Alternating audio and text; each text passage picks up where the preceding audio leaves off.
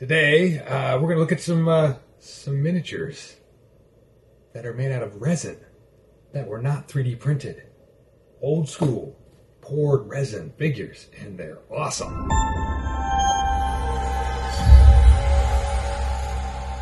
Greetings, good humans, and welcome to Tabletop Alchemy, where sometimes we do stuff at the hobby desk together with the camera and everything.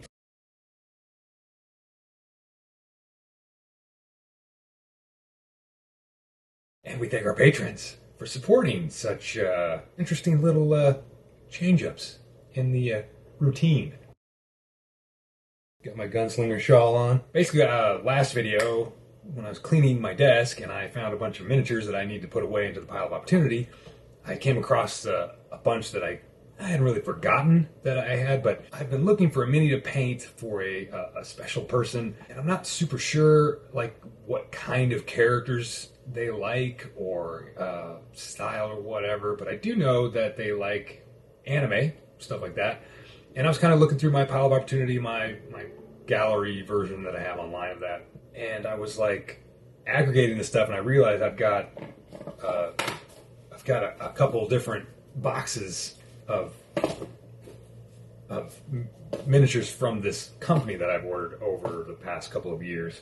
It's not too many, but it's a few. The thing that's kind of cool about this company, it's the Durgan Paint Forge. It's run, I think it's one guy who sculpts the stuff. I don't know if he digitally sculpts them or not, but these are all poured resin miniatures, like, you know, poured into a mold, and then, you know, they got sprues and stuff. You know, I mean, Warhammer's thing, Games Workshop has Forge World, but they're kind of, I think they've gotten better, but they were kind of known for using sort of poor quality resin, having a lot of air bubbles, or just things didn't fit together well. Anyway, I'm like this old school resin kit collector from way back in the early 90s. My friend Hoffman got me into Japanese garage kits, and there was like a whole slew of like, you know, you'd hunt for these very small runs of produced figures. They're always much bigger than game board, like 32 millimeter scale.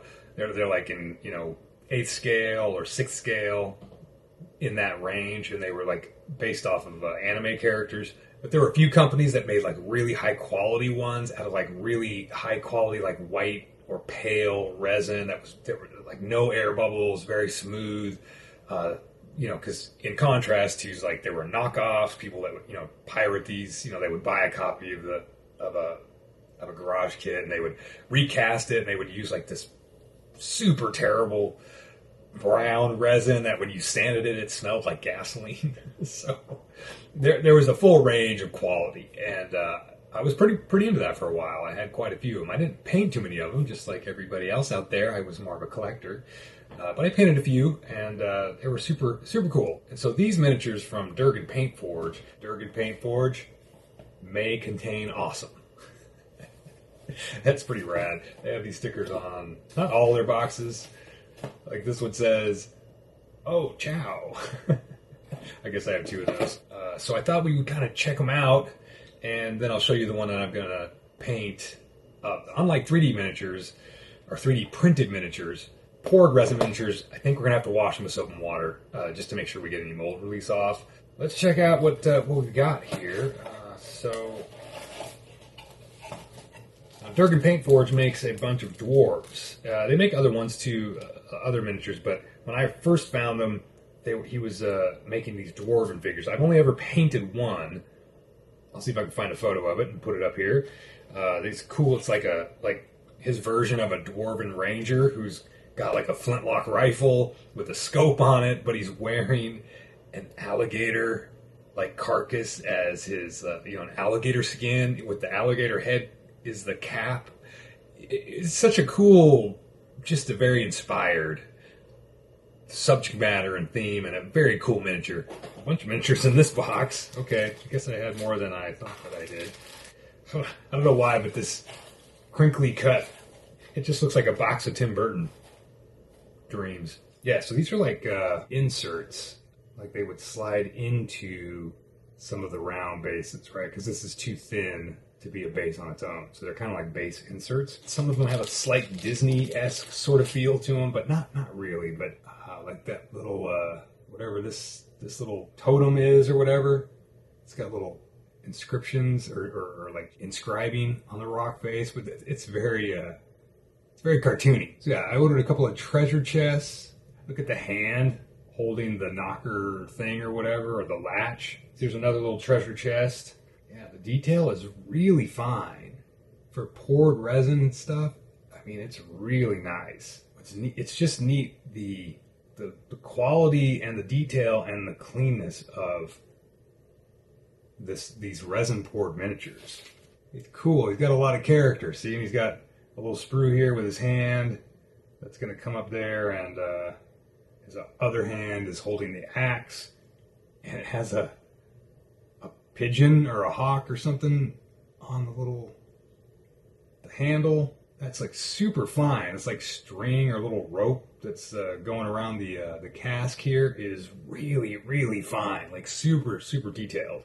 This guy's cool. Another, we can look at it through the plastic. He's another sort of event. The plastic is just so reflective. So this guy has a bow, and a little, his other hand is holding a lantern, and he's sort of he's sort of an adventurer dwarf, right? He's got he's got a crossbow, got his quarrels on the back, and he's got his pouches and his mail.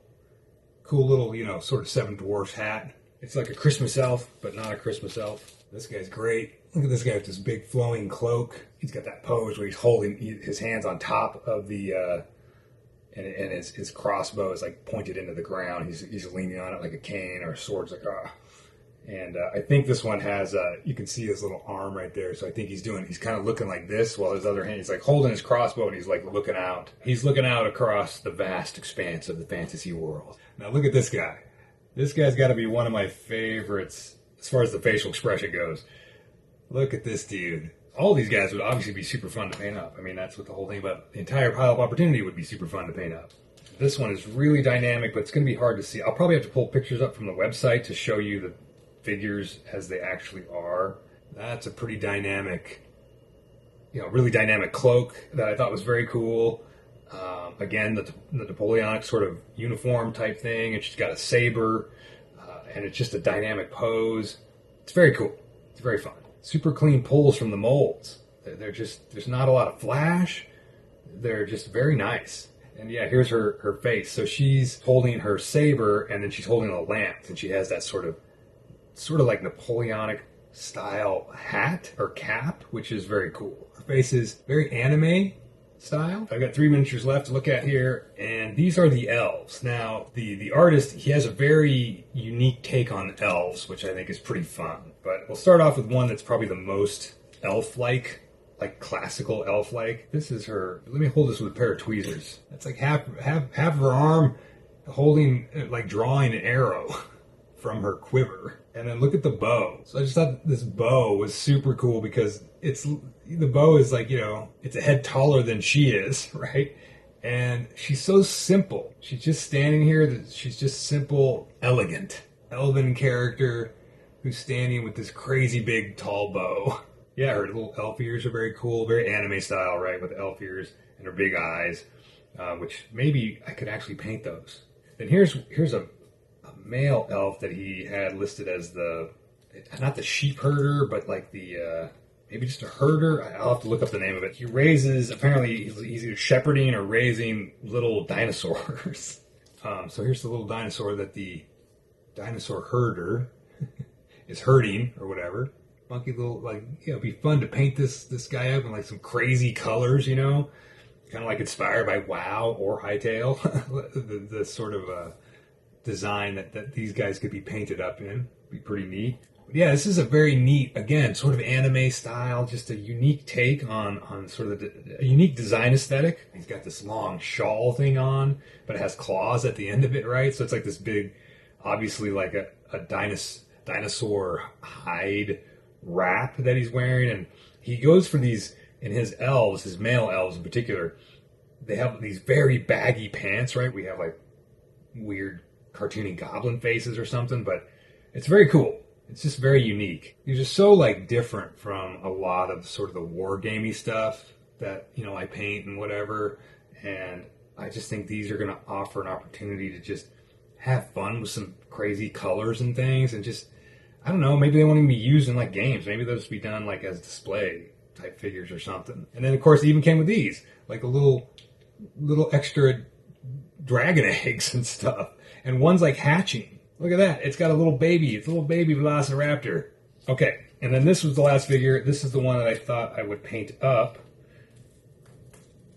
And